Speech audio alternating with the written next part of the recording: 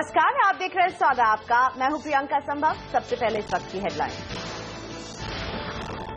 बाजार में आज गिरावट का दूसरा दिन। सेंसेक्स निफ्टी में करीब 1/4% का दबाव। एनर्जी और एफएमसीजी शेयरों में गिरावट, लेकिन मिड कैप में मामूली बढ़त के साथ कारोबार।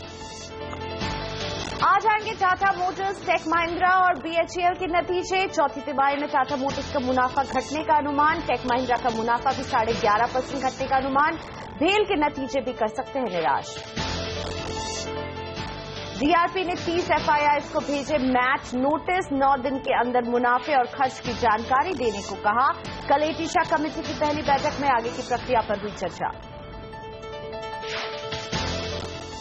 आज मोदी सरकार ने किया 1 साल पूरा। सरकार के मंत्री और बीजेपी नेता करेंगे देश भर में 4 दर्जन से ज्यादा प्रेस कॉन्फ्रेंस, देंगे अपने काम का report card. We are not obstructing the GST. We have made it absolutely clear. Let the standing committee examine these 8 amendments, let it give its report, and we will support the GST. Economy को कई चिंताओं ने घेरा, लेकिन सरकार नहीं निकाल पा रही कोई हल। सरकार पर सीधा निशाना साधते हुए पूर्व वित्त मंत्री पी चिदम्बरम ने कहा, वित्त मंत्री अरुण जेटली के 1 साल के कामकाज से संतुष्ट नहीं।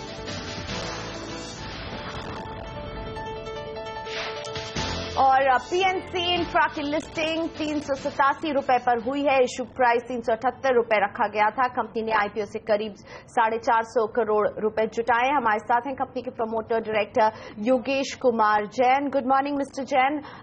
आईपीओ को जिस तरह का रिस्पांस मिल रहा है, बहुत ठंडा रिस्पांस लग रहा है। क्या इसकी जो प्राइसिंग है वो आपको लग रहा है सही लेवल पर हुई है, इसलिए ठंडा रिस्पांस मिला है, या फिर बाजार का मूड बहुत कमजोर रहा है, इसका असर है? देखिए, अब तो कंपनी लिस्टेड हो गई और ये शेयर होल्डर पर डिपेंड है। बाकी बाजार का रेस्पॉन्स देखते हुए आई थिंक प्राइस लिस्टिंग अच्छा हुआ है कंपनी का। तो क्या लक्ष्य आप देख रहे हैं, कितने जो उन्होंने लक्ष्य रखा है अपने लिए 4.5 करोड़ का, इसको आप जुटाने में कामयाब रहेंगे? हाँ, बिल्कुल रहेंगे। और इस फंड का इस्तेमाल किस तरह से कंपनी आगे करने वाली है? क्या डेट कम करने में कंपनी का ज्यादा जोर रहेगा? हाँ, बिल्कुल। 150 crore rupees 150 crore rupees working capital में यूज करेगी। 85 crore rupees new machinery purchase करने में यूज करेगी। 35 crore rupees long term debt को रीपेमेंट करने के लिए यूज करेगी। बाकी 65 करोड़ रुपीज एक equity investment Raebareli Jaunpur project के अंदर करेगी कंपनी। और इसके साथ ही जो वर्किंग कैपिटल जो डेट है वो up to extent of 150 crore rupees reduce हो जाएगा। जी, और मैं साथ में ये समझना चाहूंगी, अभी बाजार का जैसा मूड है, हम देख रहे हैं कि स्लो डाउन नजर आ रहा है बाजार में। हर दिन बाजार एक नए लो पर है। क्या आपको लग रहा है कहीं ना कहीं आपकी टाइमिंग थोड़ी सी ठीक नहीं रही है इस आईपीओ को लाने की? सर नहीं, बाकी जो इंफ्रा का जो टाइम है आज के टाइम में, वो इंफ्रा का टाइम बहुत अच्छा टाइम आने वाला है फ्यूचर में। जैसे कि गवर्नमेंट की पॉलिसीज हैं, तो उसके हिसाब से मैं सोचता हूं कि टाइम करेक्ट है अभी। और ये जो आज, क्योंकि मोदी सरकार अपने 1 साल पूरे कर रही है, आपको क्या लगता है ये साल इंफ्रा स्पेस के लिए कैसा रहा है? और आप कह रहे हैं कि आगे और भी अच्छा समय आने वाला है, तो कहाँ नजर रहेगी आपकी? मोदी सरकार के 1 साल पूरे होने के साथ साथ ही पीएनसी कंपनी की आज फर्स्ट डे लिस्टिंग हुई है। और इसके साथ साथ ही जो गवर्नमेंट की पॉलिसी जो 1 साल के अंदर कुछ चेंज हुई हैं, जैसे ईपीसी कॉन्ट्रैक्ट के अंदर 90% लैंड अवेलेबल होनी चाहिए तभी बिड करेंगे, तो ऐसी कुछ पॉलिसीज आ रही हैं जो इंफ्रास्ट्रक्चर के लिए अच्छी हैं और आगे आने वाला टाइम बहुत अच्छा है इंफ्रा के लिए। चलिए, शुक्रिया मिस्टर जैन हमसे बात करने के लिए। योगेश कुमार जैन पीएससी इंफ्राटेक से हमारे साथ जुड़े हुए थे। आज इनका आईपीओ लिस्ट हुआ, इस पर बातचीत कर रहे थे। और अब सौदा आपका में बढ़ते हैं आगे। एक नजर चेक बाजार पर भी ले लेते हैं। सेंसेक्स और निफ्टी दोनों ही लाल निशान पर कारोबार कर रहे हैं। सेंसेक्स में हम करीब 62 अंकों का दबाव देख रहे हैं, तो वहीं निफ्टी में भी 19 अंक की गिरावट के साथ कारोबार हो रहा है। मिड कैप भले ही बाजार को सपोर्ट दे रहे हैं, लेकिन बहुत फ्लैट कारोबार मिड कैप और स्मॉल कैप में भी। बैंक निफ्टी भी लाल निशान पर है। एडवांस डिक्लाइन रेशियो पर अगर नजर डालें तो 644 शेयर हैं जो बढ़ने वाले हैं और 624 शेयर हैं जो गिरने वाले हैं। मिड कैप से बहुत ही फ्लैट सा सपोर्ट मिल रहा है। बैंक निफ्टी लगातार डिप करता हुआ सुबह से हम देख रहे हैं। गेल, हीरो मोटोकॉर्प, भारती एयरटेल, ल्यूपिन कुछ ऐसे स्टॉक्स हैं जो इस गिरे हुए बाजार में भी अच्छा परफॉर्म कर रहे हैं, लेकिन बाजार में दबाव आ रहा है टेक महिंद्रा, टाटा मोटर्स और सन फार्मा से। शेयरों पर सलाह देने के लिए हमारे साथ हैं manasjaiswal.com के मानस जायसवाल और जियोजीत BNP पारिबा के गौरांग शाह। मानस, गुड मॉर्निंग। आप एक्सपायरी के बेहद करीब हैं, निफ्टी में आप किस तरह के स्तर देख रहे हैं, क्या स्ट्रैटेजी है आपकी सर? Good morning Priyanka. देखिए, नेकलाइन जो कि वीकली चार्ट पे था और हेड एंड शोल्डर पैटर्न का नेकलाइन जो था और उस पे ही उसको टेस्ट करने के बाद हमने कल गिरावट देखी, तो मैं समझता हूँ कि ट्रेंड अभी भी वीक है और हमें शायद आने वाले टाइम में और गिरावट देखने को मिलेगी। कम से कम अपना 200 डे मूविंग एवरेज जो कि 8200 के आसपास है, निफ्टी वो टेस्ट कर सकता है। और कोई बिलोंग जब तक वीकली चार्ट पे हेड एंड शोल्डर पैटर्न के नेकलाइन को ब्रेक करके निफ्टी ऊपर क्लोज ना हो, जिसका वैल्यू 8480 के आसपास है, उसके ऊपर जब तक क्लोज ना हो तब तक लॉन्ग तो बिल्कुल भी ना बनाए। और कोई भी बाउंस बैक अगर आता है तो वो एक सेलिंग अपॉर्चुनिटी रहेगी ट्रेडर के लिए और इन्वेस्टर के लिए, तो वो एक एग्जिट अपॉर्चुनिटी ही रहेगी। और आप मेरे साथ पुणे से जुड़ चुके हैं। मित्तल मोद, सुनते हैं क्या जानना चाहती हैं हमारे एक्सपर्ट से। बताइए सर, क्या है आपका सवाल, किस शेयर के बारे में आप पूछना चाहते हैं? पुणे से मित्तल मोद हमारे साथ फोन लाइन पर है। तो जी, आपको मेरी आवाज आ रही है तो पूछिए अपना सवाल। हमारा संपर्क इनसे टूट गया है, लेकिन इनका जी मित्तल जी, आपकी आवाज अभी हल्की सी आई थी, आप सुन पा रहे हैं मुझे? यस यस, हाँ, मेरा सवाल है एवरेज कांटो और एक्सिस बैंक पे। मेरे पास एवरेज कांटो के, और दूसरा कौन सा बताया? एवरेज कांटो। ओके ओके, कितने शेयर्स हैं आपके पास इन दोनों के? 500 शेयर्स है 10.10 पे और एक्सिस बैंक के 10 शेयर्स है 530 पे। बट मैं एक्सिस बैंक को एक्यूमुलेट करना चाहता हूँ और इनकेस अगर EKC से निकल के मेरे को कहीं और इन्वेस्ट करना है तो कहाँ पे कर सकता हूँ? मैं एक शॉर्ट टर्म इन्वेस्टर हूँ। मानस, एक्सिस बैंक और एवरेस्ट कांटो है इनके पास, क्या सलाह देंगे? एक्सिस बैंक और ऐड भी करने की सोच रहे, क्या सही समय है ये? देखिए, एक्सिस बैंक की जहां तक बात है, ट्रेंड बहुत खराब तो नहीं हुआ है और मैं समझता हूं कि 555 स्ट्रॉन्ग सपोर्ट भी दिखता है एक्सिस बैंक पे। तो जब तक उसके नीचे स्टॉक ना जाए तब तक तो मेरे हिसाब से बने रहना चाहिए। तो उस केस में अपना स्टॉप लॉस 555 के नीचे रखें। जहां तक बात अपसाइड की है, 575 580 रेजिस्टेंस दिखता है डेली चार्ट पे और अगर ये लेवल्स ब्रीच हो जाएंगे तो डेफिनेटली एक पॉजिटिव मूव देखने को मिलेगा और उस केस में 624 625 तक के स्तर देखे जा सकते हैं। तो यहाँ तो बने रहने की सलाह रहेगी, बट 555 का स्टॉप लॉस जरूर रखें क्योंकि जो मार्केट का ट्रेंड है वो बेरिश है। जहां तक बात EKC की है, मैं नहीं समझता ये स्टॉक ट्रेडिंग के लिहाज से बढ़िया है क्योंकि वॉल्यूम्स भी कम होते हैं और कोई बड़ा मूव देखने को पिछले दिनों नहीं मिला है, तो ट्रेडिंग तो नहीं करनी चाहिए। मैं तो समझता हूँ कि कभी भी छोटा सा बाउंस बैक जहां स्टॉक 10 रुपए 20 पैसे या 10 रुपए 25 पैसे के स्तर छुए वहां पर निकलने की कोशिश करें, फ्रेश लॉन्ग ना करें। हम लेते हैं एक छोटा सा ब्रेक यहाँ पर, लेकिन सवाल जवाब का सिलसिला आगे भी जारी रहने वाला है। और मोदी सरकार आने के बाद पिछले 1 साल में बाजार का प्रदर्शन कैसा रहा है आपको बताएंगे आगे सौदा आपका में।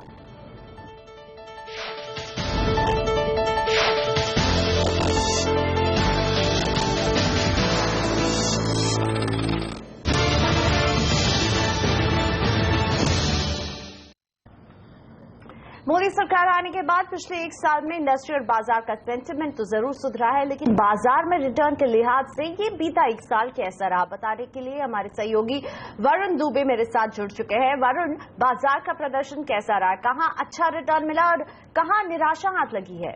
देखिए, मोदी सरकार के आने के बाद तो बाजार में एक खुशी की लहर दौड़ गई, तो इसके लिए बाजार का पिछला पूरा साल काफी बेहतर रहा है और इन्वेस्टर्स ने जम के पैसा कमाया है बाजार में पिछले एक साल में। अगर आप देखें तो निफ्टी और सेंसेक्स में करीब तो आपको 13 से 14% के आसपास के पॉजिटिव रिटर्न्स देखने मिले, जो कि एटलीस्ट एफडी से तो काफी बेहतर है। लेकिन अगर आप देखें तो असली एक्शन जो था वो ब्रॉडर मार्केट्स में था। मिड कैप और स्मॉल कैप में करीब 25% तक के तगड़े रिटर्न्स देखने मिले पिछले एक साल में, और कहीं ना कहीं बैंक निफ्टी भी इसमें पीछे नहीं था, क्योंकि वहां भी करीब 20% के आसपास के पॉजिटिव रिटर्न्स देखने मिले।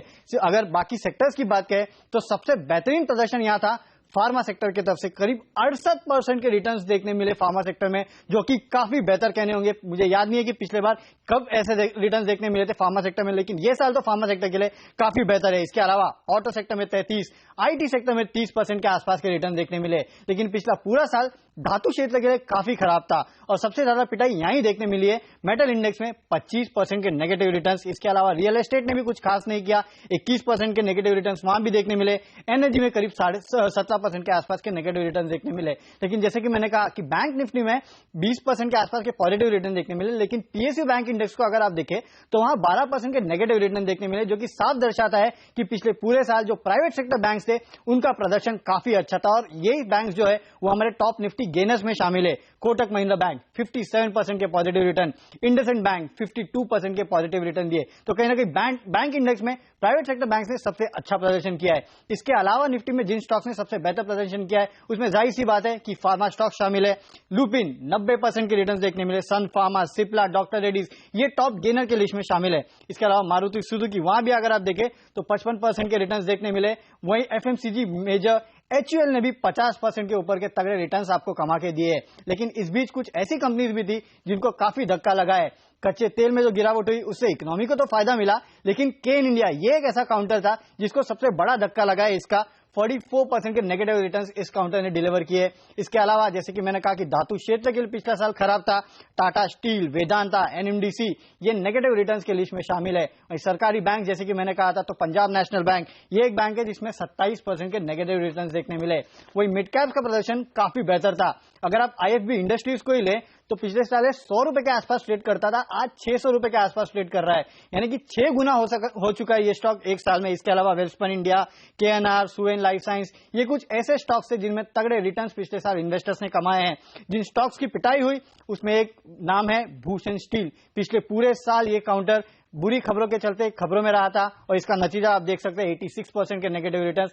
वही जेपी ग्रुप जो है वो भी काफी दिक्कतों में था। जयप्रकाश ग्रुप में जयप्रकाश एसोसिएट्स को अगर आप देखें 77% के नेगेटिव रिटर्न्स, जयप्रकाश पावर, जेपी इंफ्रा इन सभी ने नेगेटिव रिटर्न्स पिछले साल डिलीवर किए। तो ये कुछ ऐसे काउंटर्स है जिनमें काफी आपको निराशा हुई है। लेकिन याद रखें कि ये इस महीने हमने देखा है कि एफआईएस लगातार पैसे निकाल रहे हैं, लेकिन पिछले पूरे साल में एफआईएस ने भी जम के पैसा लगाया भारतीय बाजार में। करीब 1 लाख करोड़ के आसपास का पैसा भारतीय बाजार में एफआईएस ने लगाया, जो कि पिछले साल के मुकाबले अगर आप देखें तो 6 से 60% ज्यादा है। तो एफआईएस ने भी पिछले पूरे साल ये जो तेजी थी उसका पूरा फायदा लिया है। हालांकि एक डिसअपॉइंटमेंट है रूपी के फ्रंट पे, क्योंकि वहां करीब 8% के आसपास की गिरावट देखने मिली। तो मोदी सरकार शायद रूपी के मूवमेंट को संभाल नहीं पाई, लेकिन बाकी अगर आप देखें तो बाजार के लिए पिछला पूरा एक साल जो है वो काफी बेहतर रहा है। चलिए, शुक्रिया वरुण इस पूरे एनालिसिस के लिए। जाहिर तौर पर बाजार के लिए चाय गर्म ही साबित हुई। कुछ सेक्टर्स ने बहुत अच्छा प्रदर्शन दिया तो कुछ सेक्टर्स में हमने देखा कि वहां पर चाल सुस्त जरूर रही है। और अब मोदी सरकार के एक साल पर बात करने के लिए मेरे साथ जुड़ गए हैं शोभा डेवलपर्स के vice chairman JC Sharma ji. Good morning mister Sharma. ये बीता एक साल नई सरकार के साथ कैसा रहा? क्या लगता है आपको, क्या हिट्स रहे हैं और क्या फ्लॉप रहे हैं? धन्यवाद आपका। देखिए, पिछला जो एक साल है अगर इसको हम आज से 5 साल, 10 साल, 15 साल के वर्षों के गैप के बाद देखेंगे तो समझ में आएगा कि इस साल में हमने जो नींव डाली है वो नींव इस देश के लिए एक सस्टेनेबल ग्रोथ के हिसाब से, एक मील का पत्थर के हिसाब से याद किया जाएगा। हमारी काफ़ी एक्सपेक्टेशंस थी। हमें लगा कि एक साल के अंदर में हमारे देश की सारी प्रॉब्लम सॉल्व हो जाएगी, तो कई जगह उस परसेप्शन की वजह से डेफिनेटली डिसअपॉइंटमेंट है।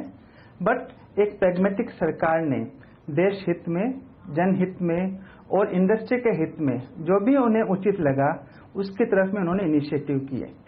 हमारी इंडस्ट्री को लेकर अगर आप देखेंगे तो एक स्मार्ट सिटी का जो इनिशिएटिव है, एक दूसरा इनिशिएटिव जो उन्होंने हाउसिंग फॉर ऑल का लिया। तीसरा जो उन्होंने जो है आज इंफ्रास्ट्रक्चर के अंदर में BMIC जैसी कॉरिडोर है, रेलवेज को स्ट्रेंथन करना है, ये जो हाईवेज जो है उसके अंदर में 10 किलोमीटर 15 किलोमीटर का जो रोज का जो निर्माण करना है, इस तरह के जो काम वापस किए। तो मैं तो जो मानता हूं कि जो लोग इसको कहते हैं कि सरकार जो यू टर्न की सरकार है, निश्चित रूप से उसने जो हमारी इकोनॉमी जो एक डाउन एवर ट्रेंड की तरफ जा रही थी उसको उलट करके वापस उसने यू टर्न किया है, जिस वजह से उसका लाभ निश्चित रूप से अभी दिख नहीं रहा है, बट आने वाले 3-4-5 सालों के अंदर में निश्चित रूप से इस इकोनॉमी को फायदा होगा। हम 7-8% की जो GDP ग्रोथ की जो कामना कर रहे हैं शायद उससे अधिक भी जावें। और हमारी इंडस्ट्री के लिए भी जो है जैसे जैसे जो है land acquisition act, real estate regulation and development act, इनमें कोई न कोई एक नतीजा निकलता है। एक जो है लेंडिंग रेट्स जो है रिजर्व बैंक ऑफ इंडिया 50% कम करी है और कम होता है, तो यहाँ पर भी डिमांड ग्रोथ आएगी और उसमें जो है इकोनॉमिक एडवांटेज जो है हमारी इंडस्ट्री भी ले पाएगी, ऐसा हमारा विश्वास है।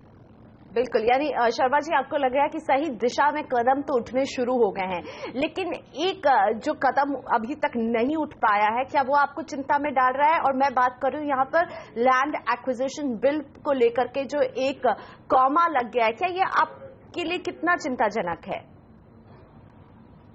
नहीं, हमारे हिसाब से जो लैंड एक्विजिशन एक्ट है वो इंडस्ट्री के लिए तनिक भी चिंताजनक नहीं है।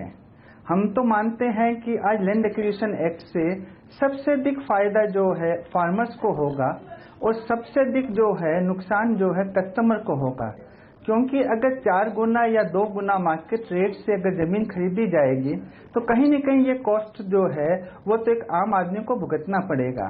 लेकिन चूंकि ये देश हित में है और चूंकि जमीन का कॉस्ट एक वन टाइम कॉस्ट है, तो कंज्यूमर भी जो है शायद देश की प्रगति के साथ में, मेरा मानना है अगर 2 पैसा अधिक भी देता है जमीन का और बाकी जो कॉस्ट ऑफ कंस्ट्रक्शन अगर कम हो जाता है, देश में GST आ जाता है और ओवरऑल इन्फ्लेशनरी प्रेशर नहीं होता है, तो निश्चित रूप से ये बोझ भी जो है एक फार्मर्स के हित के अंदर में कॉर्पोरेट इंडिया उठा पाएगी।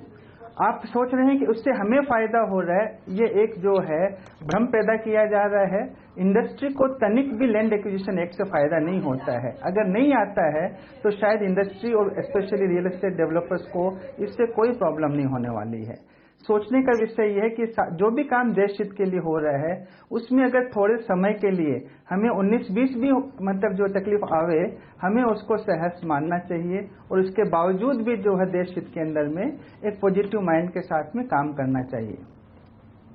शुक्रिया मिस्टर शर्मा हमसे बात करने के लिए। शोभा डेवलपर के वाइस चेयरमैन JC शर्मा हमारे साथ जुड़े हुए थे। मोदी सरकार के 1 साल पर इनका क्या नजरिया, हम ये समझने की कोशिश कर रहे थे। वक्त हो गया ब्रेक का। ब्रेक के बाद हम शुरुआत करेंगे आपके सवालों के जवाब देने का सिलसिला। हमारे साथ हमारे 2 मार्केट एक्सपर्ट बने हुए हैं।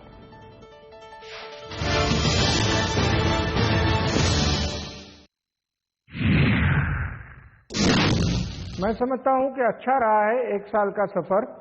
अब देखें तो मैक्रो इकोनॉमिक्स इंडिया का बहुत सुधर रहा है। GDP ग्रोथ पिछले साल 14-15 में लगभग 7.5% रहा है, वो पहले के ग्रोथ से काफी अच्छा है और आते साल में 8 से 8.5% रहने की आशा है। फिस्कल डेफिसिट देखें तो 4% में कंटेन किया गया है सक्सेसफुली।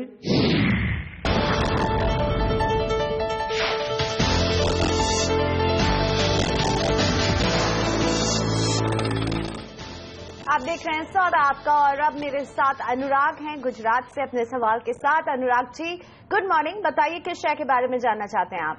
गुड मॉर्निंग मैम, मेरा क्वेश्चन ये है कि मेरे पास 200 शेयर्स है टाटा स्टील के, उनकी प्राइस थी 457 रुपीज और मैं 3 से 6 महीने वेट कर सकता हूँ, पर क्या मुझे कंटिन्यू करना चाहिए या एग्जिट करके फार्मा के किसी शेयर में इन्वेस्ट कर देना चाहिए फॉर बेटर रिटर्न? और मेरा दूसरा शेयर ये है कि दूसरा क्वेश्चन ये है कि मेरे पास बैंक ऑफ बड़ौदा के 500 शेयर्स हैं 221 की प्राइस पे, उसमें भी मैं 3 से 6 महीने वेट कर सकता हूँ, पर मुझे बने रहना चाहिए या एग्जिट करना चाहिए और कहीं और जाना चाहिए?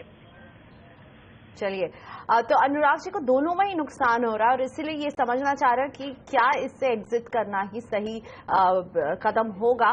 गौरांग जी, टाटा स्टील और बैंक ऑफ बड़ौदा है इनके पास, इन दोनों पर क्या व्यू बनता है सर? और ये भी पूछ रहे थे कि टाटा स्टील से निकलकर क्या फार्मा के स्टॉक्स इन्हें खरीदने चाहिए? शुक्रिया प्रियंका।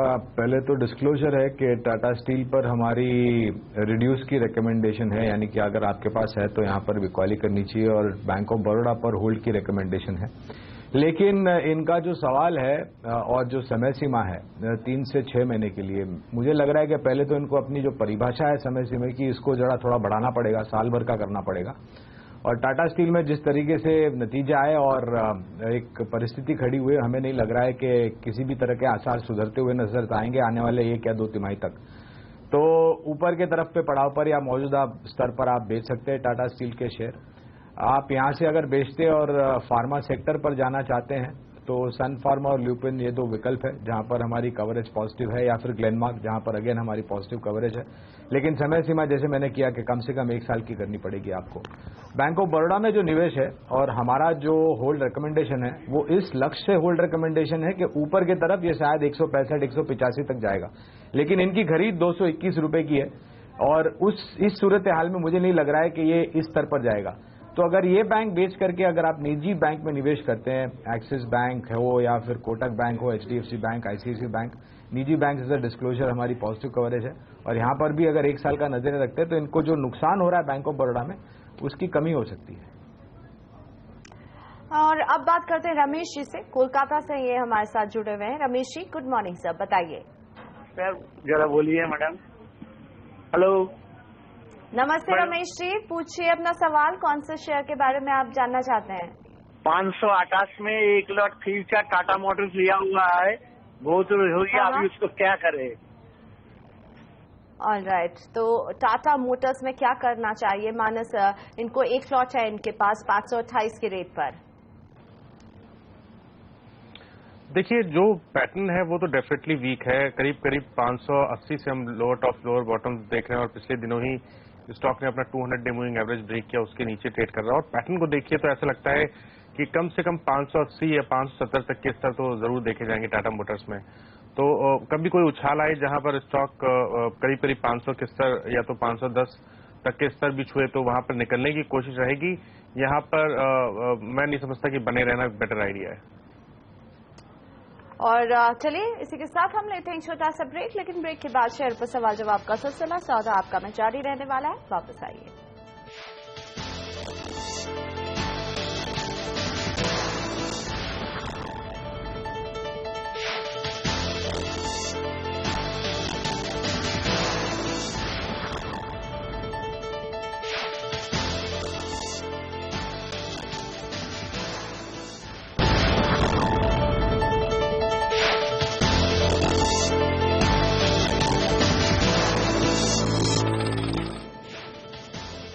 आप देख रहे हैं सौदा आपका, मेरे साथ फतेहाबाद से विश्वचंद जी हैं।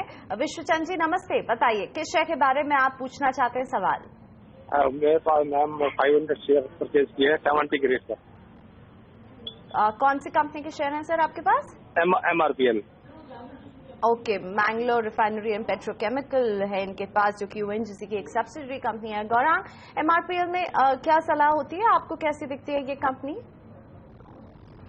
प्रियंका जी, हम इसको ट्रैक नहीं करते हैं तो टिप्पणी देना मेरे लिए बहुत मुश्किल होगा। ओके, मानस, MRPL की चार्ट स्ट्रक्चर देख के हमें बताइए क्या सलाह बनती है विश्वचंद जी के लिए? देखिए, करीब करीब जनवरी में हमने देखा था कि स्टॉक ने 47-45 के लोज बनाए थे और उसके बाद लगातार हाई टॉप्स हायर बॉटम्स बनते हुए देखे गए थे। बट अगर आप पिछले 1 मंथ में देखिए तो 75 और 65 ये रेंज बन गई है स्टॉक की। बट पैटर्न अभी भी स्ट्रांग है, मैं समझता हूँ बने रहना चाहिए। स्टॉक अपने 200 डे मूविंग एवरेज के ऊपर ट्रेड कर रहा है तो बिल्कुल बने रहे। अपना स्टॉप लॉस 63 के नीचे रखें और जैसे ही स्टॉक 75 के स्तर ब्रीच करेगा तो मैं समझता हूँ वहां से कम 12 से 13 रुपए का अपमूव जरूर देखने को मिलेगा। तो मेरे हिसाब से तो बने रहना चाहिए, बट अपना स्टॉप लॉस 63 के नीचे जरूर रखें। ओके, तो 60 के नीचे के स्टॉप लॉस का जरूर ख्याल रखिएगा विश्वचंद जी, ये कह रहे हैं मानस आपको। कुंज शाह अहमदाबाद से जुड़ गए। गुड मॉर्निंग मिस्टर शाह, बताइए किस शेयर के बारे में आप सवाल पूछना चाहते हैं sir? Good morning ma'am. Hello. Yes sir, good morning, पूछिए। गुड मॉर्निंग मैम, मैंने अदानी पर 325 से 200 शेयर परचेज किया हुआ है एंड ट्रेन इंडिया है 200 रुपये का 5 शेयर परचेज किया हुआ है, तो क्या करना चाहिए? केन इंडिया में आपको नुकसान हो रहा है मैं देख रही हूँ, और अदानी पोर्ट में आपको मुनाफा हो रहा है। सो गौरांग, एक मिक्स बैग है। अदानी पोर्ट पे इन्हें मुनाफा हो रहा है, लेकिन केन इंडिया और केन इंडिया में हम जिस तरह के प्रेशर देख चुके हैं, क्या सलाह होगी इन दोनों कंपनियों के लिए सर? अडानी पोर्ट पर एज अ डिस्क्लोजर हमारी कवरेज है और हम यहाँ पर होल्ड करने की राय देंगे। और जिस प्रकार से विस्तार योजना है कंपनी की और मैनेजमेंट तरफ से कुछ बयान भी आए थे, इस विस्तार योजना में काफी कुछ बड़ी पूंजी निवेश करने की भी बात की है, तो मेरे मायने में मेरे ख्याल से इनको होल्ड करना चाहिए, लेकिन नजरें थोड़ा लंबी अवधि का रखें, क्योंकि एक पोर्ट लॉजिस्टिक कार्गो हैंडलिंग कारोबार से जुड़ी हुई कंपनी है और विस्तार योजना को मेरे ख्याल से शुरू करने में और स्थापित करने में थोड़ा समय लगेगा। तो उस हिसाब से मेरे ख्याल से ये पहले तो होल्ड करें और समय सीमा लंबा रखें। केन इंडिया पर हालांकि अभी आपके सहयोगी वरुण जिस तरीके से जिक्र कर रहे थे, पूरे साल भर का एक ब्यौरा आपके सामने लिखा जोखा सामने रखा और वहां पर केन इंडिया ने एक नकारात्मक परिस्थिति पैदा की और जिस प्रकार से उम्मीद थी राजस्थान के बारमेर ब्लॉक में जहां पर इनको कच्चा तेल और गैस की खोज मिली है, वहां पर इन्वेस्टमेंट और बढ़ाने की बात करते, प्रोडक्शन और बढ़ाने की बात करते, लेकिन अनफॉर्चुनेटली जिस प्रकार से कमोडिटी मार्केट में कच्चे तेल के दाम नीचे की तरफ गए, मेरे ख्याल से इस कंपनी के लिए और इस जैसी कुछ प्राइवेट कंपनीज के लिए एक खराब परिस्थिति खड़ी हुई है। उछाल पर बेचे केन इंडिया, जो भी मतलब 200 या फिर 200 के इर्द गिर्द या उससे थोड़ा ऊपर जाता है, उछाल पर बेचे। मैं अगर इनकी जगह पे होता तो इस स्तर पे भी बेचता। और यहां से अगर आप पूंजी निकालते हैं और अगर ये पूंजी फिर से आप निवेश करना चाहते हैं स्टॉक मार्केट में, तो हमारी राय में क्रॉम्पटन ग्रीव्स एक बेहतर विकल्प है। इसके अलावा हमने प्राइवेट सेक्टर बैंक का जिक्र किया, फार्मा शेयर का जिक्र किया। आज टेक महिंद्रा के नतीजे आएंगे, थोड़ी नकारात्मक परिस्थिति, अगर ये और नीचे जाता है, नतीजे खराब आते हैं, तो यहाँ पर मौका उठा के नीचे के स्तर पर टेक महिंद्रा में भी निवेश करना चाहिए लंबी अवधि के नजरिए से। As a disclosure Tech Mahindra पर हमारी पॉजिटिव कवरेज है। Thanks a lot Gaurang ji, आज हमारे लिए वक्त निकालने के लिए। वैसे आपने पूरे शो के दौरान डिस्क्लोजर दिए हैं, और जाते जाते एक फाइनल डिस्क्लोजर आज के लिए सर। शुक्रिया प्रियंका। जो भी स्टॉक्स और सेक्टर्स के बारे में हमने जिक्र किया है और हमने जो राय हमने आपके सामने रखी, वहां पर मेरा कोई निजी निवेश नहीं है, लेकिन यही राय हम हमारे क्लाइंट्स को भी देते हैं। तो गौरांग जी से हम इजाजत लेते हैं, वक्त हो गया है ब्रेक का। ब्रेक के बाद शेयरों पर फटाफट सलाह मानस जायसवाल के साथ स्टॉक्स फटाफट में।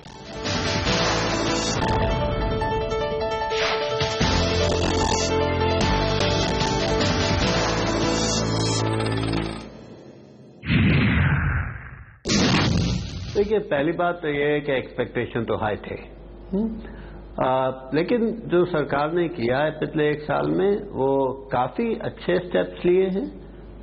जैसे कोल ब्लॉक एलोकेशन का, इलेक्ट्रिसिटी एक्ट को मॉडिफाई किया, टैक्सेशन सिस्टम के लिए स्टेप्स लिए हैं। तो स्टेप्स जो लिए हैं वो तो अच्छे डायरेक्शन में लिए हैं, अच्छे स्टेप हैं, अच्छे डायरेक्शन में हैं, लेकिन ये अब कितनी तेजी से इम्प्लीमेंट किए जाते हैं, अब मेरे ख्याल में उसका सवाल है।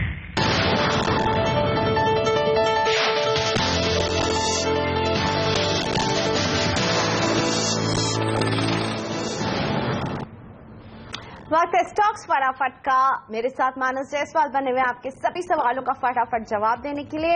अर्पण सेठ का पहला सवाल बड़ौदा से जानना चाहते हैं, एलएनटी में क्या करें? 900 शेयर है, 1550 रुपए में खरीदा था इन्होंने। देखिए, लॉन्ग टर्म ट्रेंड पॉजिटिव है। मैं समझता हूँ 1500 के नीचे का स्टॉप लॉस रखना चाहिए, और अगर 6 to 8 मंथ का टाइम फ्रेम रखेंगे तो 1850 से 1900 के स्तर देखे जाएंगे। संजय नायक हैदराबाद से जानना चाहते हैं एचडीएफसी के बारे में सर। 500 शेयर ये होल्ड करते हैं, 1450 रुपए में इन्होंने खरीदा था।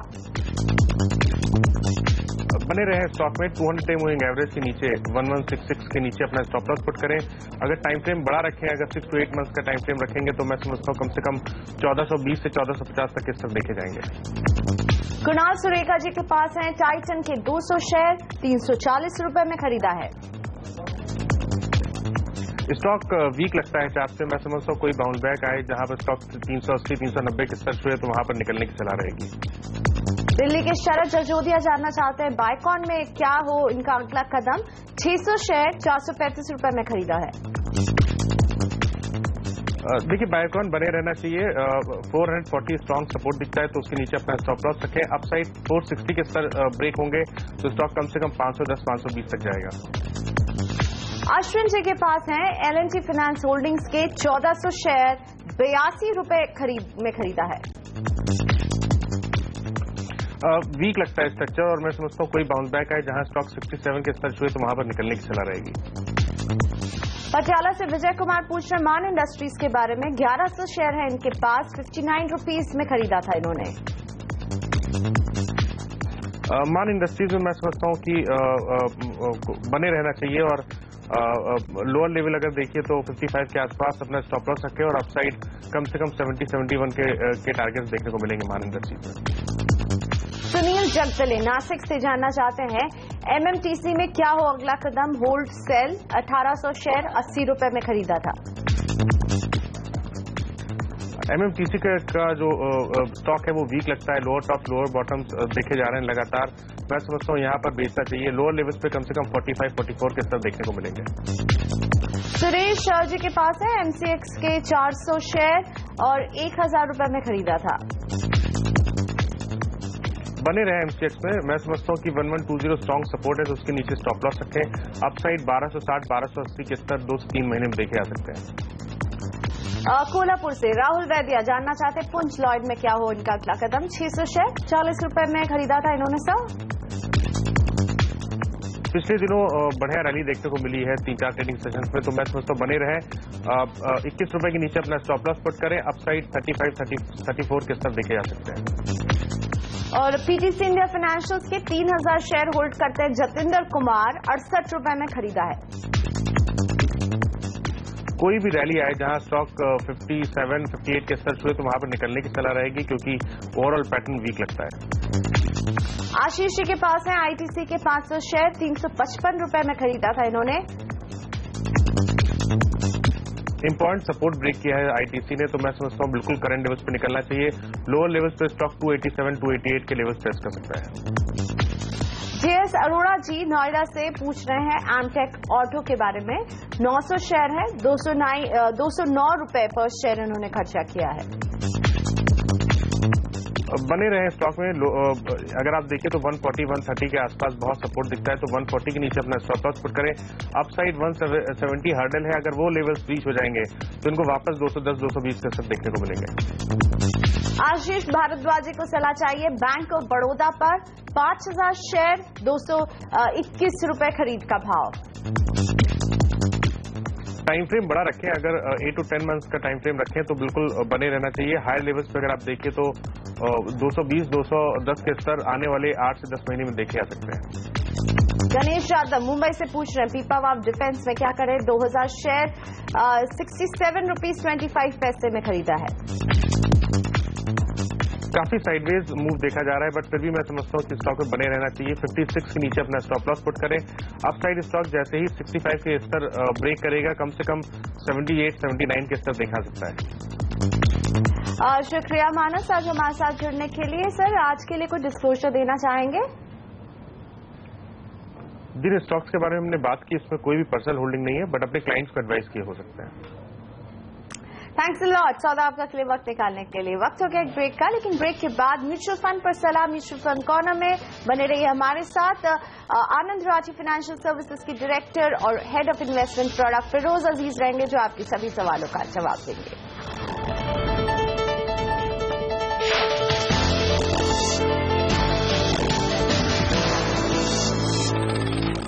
म्यूचुअल फंड से जुड़े सवालों पर सलाह देने के लिए मेरे साथ हैं आनंद राठी फाइनेंशियल सर्विसेज के डायरेक्टर और head of investment product Firoz Aziz. Good morning Firoz. हमारे पास बहुत सारे सवाल हैं आपके लिए। सीधा रुख करते सवालों का रति गुप्ता जी मेरे साथ हैं। रति जी बताइए क्या जानना चाहती हैं आप, किस तरह का पोर्टफोलियो है? हालांकि आपने डिटेल्स शेयर की है, शॉर्ट में बताइए किस तरह के गोल्स पर है आपकी नजर। Actually, I'm a 32-year-old housewife, and I have invested in few of the mutual fund schemes. One is ICICI Prudential Blue Chip, Focus Blue Chip and IKFC Premier Equity and HDFC Balance Fund. All are the SIPs and 5,000 per month. So I was looking for something. I mean, like my daughter is just 4 years old, and I was looking for something like I have after 15 years. So after 15 years, I have some funds for her education, and then post education for some of her for her marriage and other plans. And we are planning to buy a property. So I mean, like I wanted to know. I wanted to invest further 5,000 per month in SIP. So which fund should I go for? Right Rati ji, आपका सवाल रखते हैं फिरोज के साथ में। फिरोज जी, आपने सुना रति जी को, बेटी के एजुकेशन, मैरिज और प्रॉपर्टी में ये आगे जाकर निवेश करने वाली है। 5,000 अतिरिक्त पैसे और लगा सकती हैं, क्या सलाह होगी इनके लिए सर? ये प्रियंका, जैसे ये जो रति हाउसवाइफ है, ये बहुत हार्टनिंग है देखने के लिए कि housewife generally ends up investing in gold में डालती हैं और ज्वेलरी में। आई थिंक ये इक्विटी बेस्ड इन्वेस्टमेंट्स रति ने जो करके समझदारी की है, दैट विल पे ऑफ। काफी लार्ज कॉर्पस ये एक्यूमुलेट कर सकती हैं अपने चाइल्ड के लिए भी और अपनी प्रॉपर्टी के लिए भी।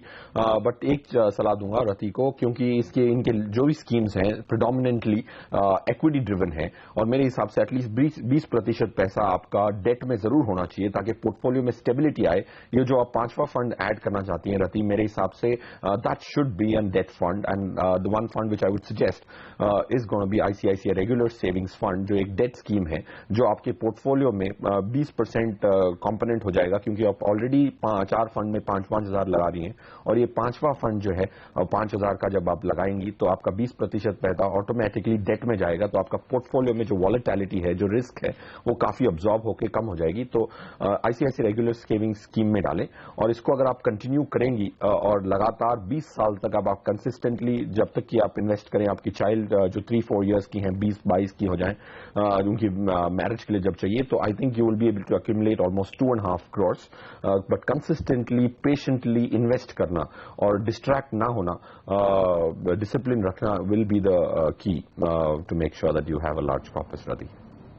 चलिए, तो आपके इन मंत्रों का वो ख्याल रखेंगी। सुब्रत कुमार जी से अब मैं बात करूंगी, झारखंड से जुड़े हैं हमारे साथ।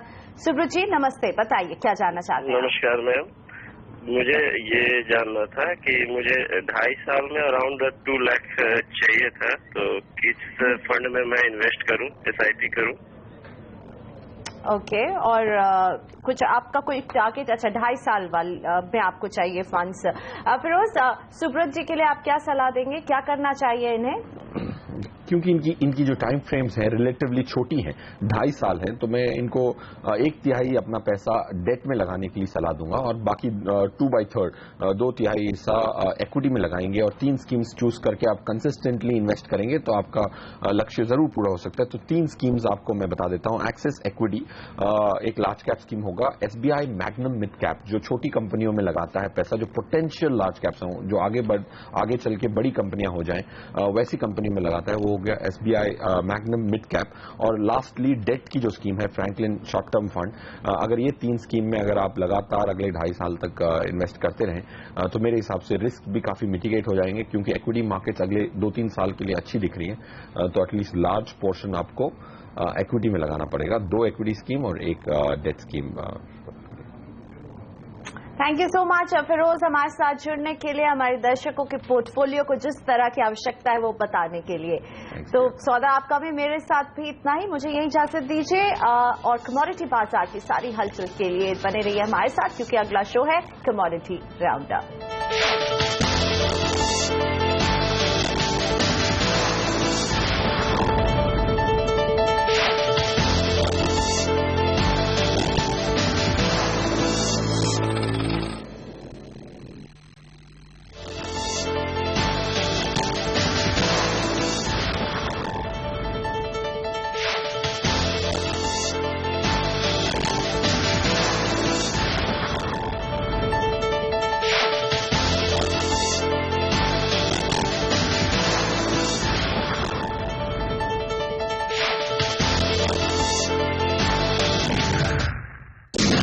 बिकॉज ऑफ टेक और ये सब जितना हो रहा है, अभी एक माहौल है नए कंपनीज के आने का, तो उसी कारण से India as a private equity destination काफी अट्रैक्टिव माना जा रहा है। और क्लियरली उससे एक मालूम पड़ता है कि India as a story is on, because private equity public equity से ज्यादा डिफिकल्ट सब्जेक्ट है। प्राइवेट इक्विटी में एक्साइटमेंट आना मतलब ये पब्लिक इक्विटी में डबल एक्साइटमेंट हो रही है।